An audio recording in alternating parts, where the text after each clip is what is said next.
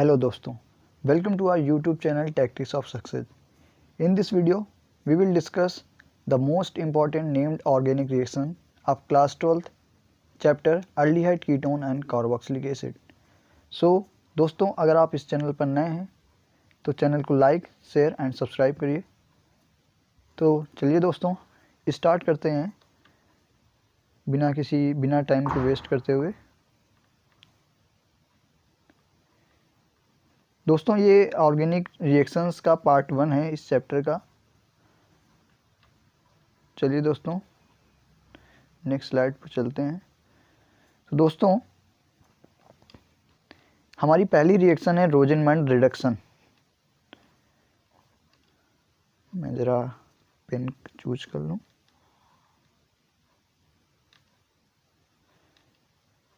दोस्तों रोजेनमैन रिडक्शन में एक एसिल क्लोराइड लिया जाएगा। एसिल क्लोराइड चाहिए या एसिल क्लोराइड को हम लोग एसिड क्लोराइड बोल दीजिए या उसे एसिल क्लोराइड भी बोला जा सकता है। और इसका सिंबल जो होता है वो होता है RCOCl। ये जनरल फॉर्म होता है एसिल क्लोराइड का।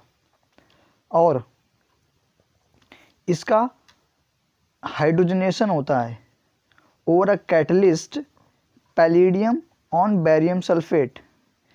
Palladium on barium sulphate. दोस्तों पैलिडियम के ऊपर बैरियम सल्फेट, ये इसमें कैटलिस्ट यूज होगा। और इस कैटलिस्ट को एक और नेम से जाना जाता है और वो नेम है लिंडलर कैटलिस्ट। इसको लिंडलर कैटलिस्ट से भी जाना जाता है, लिंडलर कैटलिस्ट से। और इसी रिएक्शन को हम लोग रोजेनमैन रिडक्शन कहते हैं। मैं इरेज कर दूं। तो दोस्तों इधर इस रिएक्शन में हम लोग देख सकते हैं हमने एक बेंजोइल क्लोराइड ले रखा है। बेंजोइल क्लोराइड की जब reaction hydrogen in presence of palladium and barium sulphate हो रही है तो हमें बेंजल्डिहाइड मिल रहा है। यही रिएक्शन है हमारी रोजेनमैन रिडक्शन। दोस्तों हम यहाँ पर इसके अलावा भी और भी रीजेंट्स का यूज कर सकते हैं। जैसे इसके अलावा यहाँ पर हम लोग क्विनोलिन भी एक रीजेंट होता है जिसका हम लोग इसमें यूज करते हैं। तो क्विनोलिन को भी हम लोग यूज कर सकते हैं। चलिए दोस्तों हम लोग इसे नेक्स्ट स्लाइड में एक बार फिर अच्छे से समझ लेते हैं।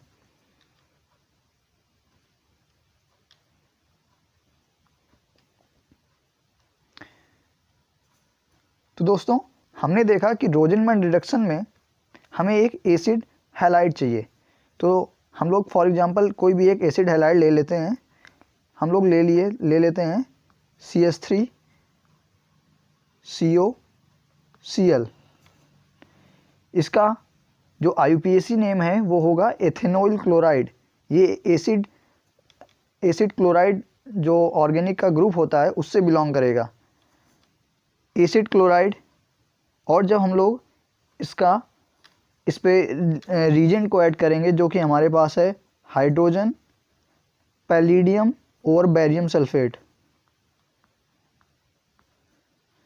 तो दोस्तों होता कुछ ऐसा है कि ये जो भी पैलिडियम और बैरियम सल्फेट है हम लोग यूज कर रहे हैं, ये रिस्पॉन्सिबल होता है, ये जनरेट करता है यहाँ से 2 नेसेंट हाइड्रोजन्स को। ये 2 नेसेंट हाइड्रोजन्स जनरेट करेगा।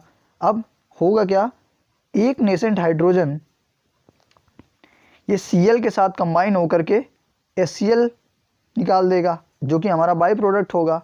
और दोस्तों हमें अपना मेन प्रोडक्ट मिल जाएगा।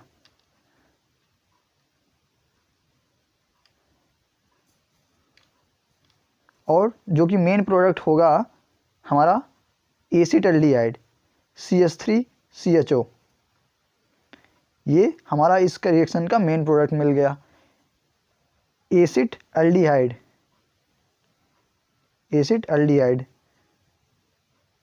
ये मेन प्रोडक्ट हो गया।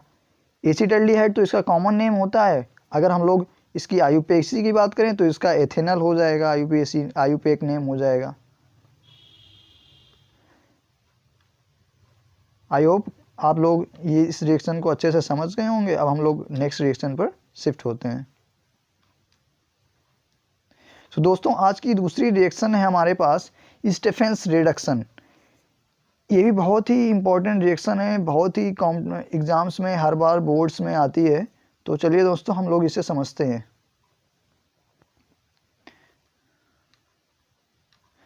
दोस्तों इसमें इस रिएक्शन में हमें एल्केन नाइट्राइल्स चाहिए होते हैं, एल्केन नाइट्राइल चाहिए होगा।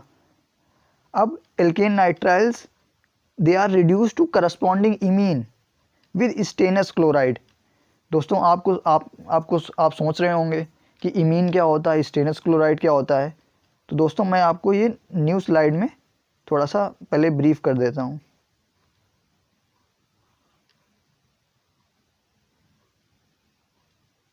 विजुअल है दोस्तों। एल्केन नाइट्राइल को हम लोग RCN से डिनोट करते हैं। RCN ये हमारा एल्केन नाइट्राइल होता है। इसको एल्केन नाइट्राइल बोल सकते हैं या एल्किल साइनाइड भी बोला जाता है। और जो स्टेनस क्लोराइड उधर लिखा हुआ है, तो स्टेनस क्लोराइड को हम लोग SnCl2 बोलते हैं। ये फार्मूला होता है स्टेनस क्लोराइड का। अब चलिए दोस्तों हम लोग फिर से बैक वाली स्लाइड में जाते हैं।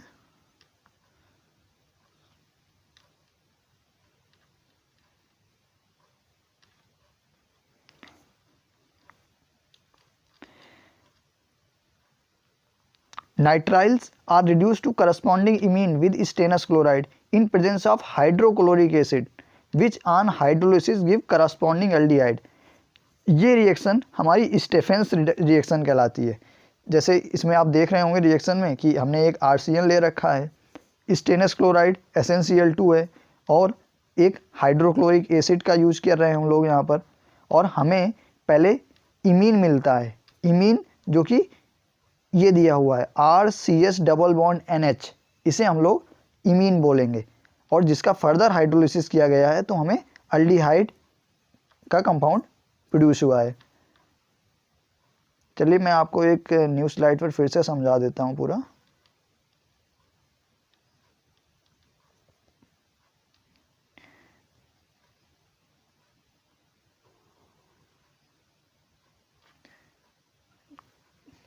देखिए दोस्तों हमने स्टेफेंस रिडक्शन में क्या देखा, हमें सबसे पहले एक एल्केन नाइट्राइल की नीड होगी।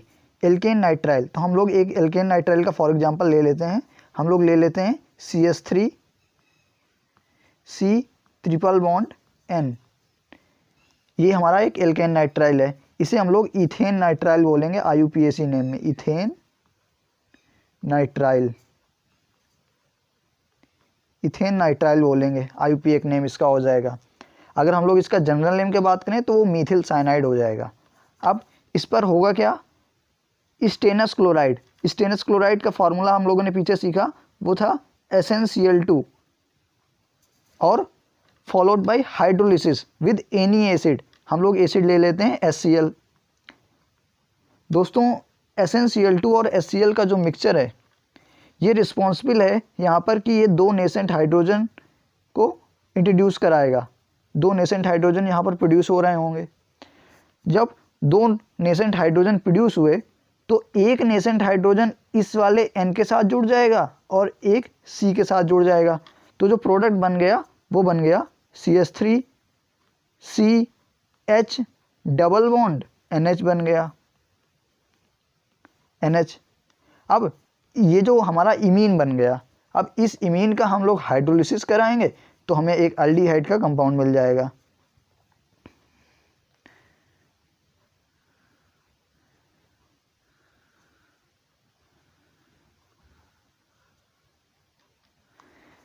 ये हमारा इमीन प्रोड्यूस हो चुका है। अब इस इमीन में हम लोग हाइड्रोलिसिस करा देते हैं। तो हम लोग हाइड्रोलिसिस के लिए HCl ले लिया। अब ये HCl जो है वो रिस्पॉन्सिबल है यहाँ पर हाइड्रोलिसिस के लिए। तो होगा क्या कि यहाँ से जो NH है, NH और यहाँ पर दो हाइड्रोजन और ऐड हो करके ये NH3 गैस लिबरेट हो जाएगी। अमोनिया गैस यहाँ से लिबरेट हो गई और जो H2O का हम लोग हाइड्रोलिसिस करा रहे हैं, तो दो H2O के जो 2 हाइड्रोजन है वो NH के साथ जुड़कर NH3 अमोनिया गैस लिबरेट कर दिए और बचा एक ऑक्सीजन। तो एक ऑक्सीजन CH3CH और इसके साथ जुड़ करके CH3CHO नाम का अल्डिहाइडिक कंपाउंड बना देगा, जिसको हम लोग बोलते हैं एथेनल। एथेनल बोल सकते हैं, या तो फिर इसका कॉमन नेम हम लोग यूज कर सकते हैं एसिटल्डिहाइड। दोस्तों मुझे लगता है कि ये इस रिएक्शंस के लिए काफ़ी अच्छे से इसका एक्सप्लेनेशन हो चुका है। तो अब हम लोग नेक्स्ट स्लाइड पर शिफ्ट करते हैं।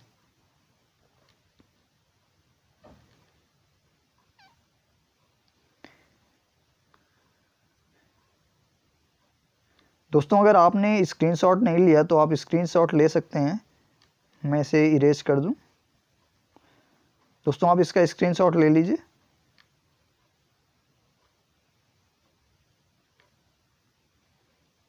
सो दोस्तों हमारी नेक्स्ट रिएक्शन है, जिसे रिएक्शन ना बोलते हुए हम इसको एक बहुत ही अच्छा ये ऑर्गेनिक कंपाउंड है, जो जब हम लोग कोई स्टेप बाउंड कन्वर्जन करते हैं, स्टेप बाउंड ऑर्गेनिक का कन्वर्जन करते हैं, तो उसमें ये कंपाउंड जो हम लोग देख रहे हैं डिबाल एच, ये बहुत ही ज़्यादा इम्पॉर्टेंट रोल प्ले करता है।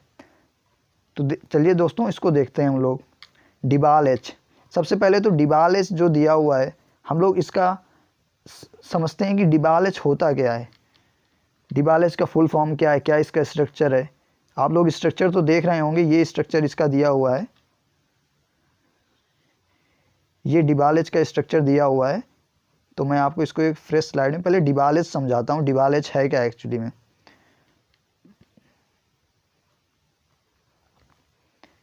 दोस्तों डिबाल एच जो है ना, वो है डाई आइसोब्यूटिल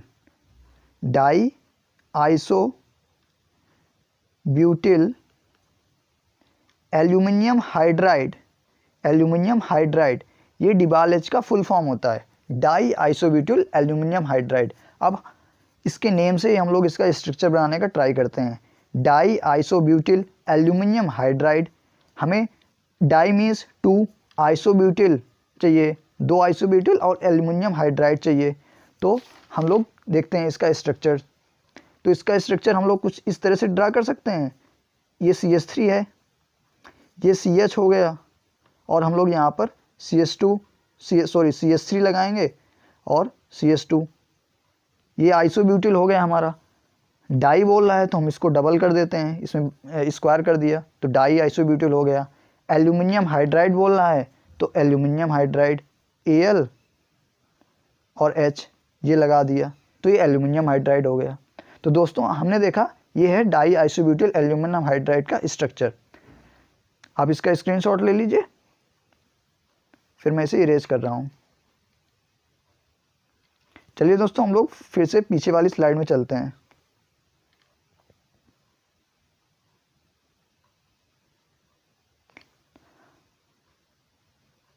दोस्तों alternatively nitriles are selectively reduced by diisobutyl aluminum hydride DIBAL H to imines followed by hydrolysis to aldehyde। दोस्तों इस स्टेटमेंट का क्या मीनिंग है, हम लोग इसे नेक्स्ट स्लाइड में समझने का ट्राई करते हैं।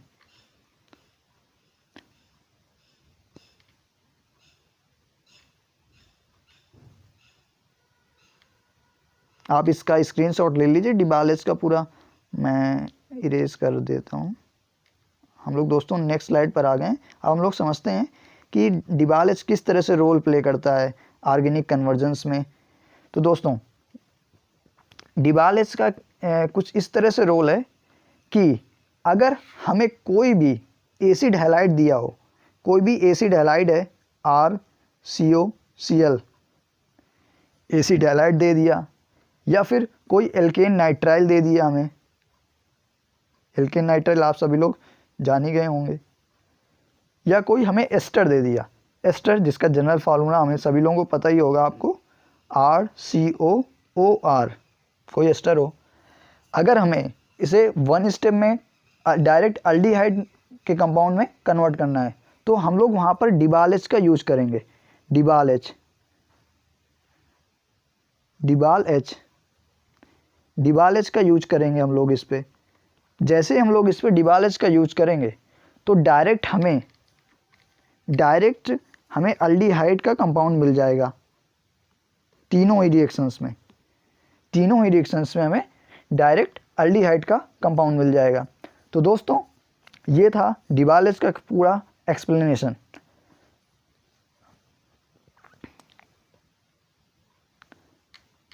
दोस्तों अब हम लोग नेक्स्ट स्लाइड पर मूव करते हैं। आप इसका स्क्रीनशॉट ले सकते हैं। You have understand about the reactions well, so guys please like, share and subscribe our channel and press the bell icon for the latest update. Thanks for watching.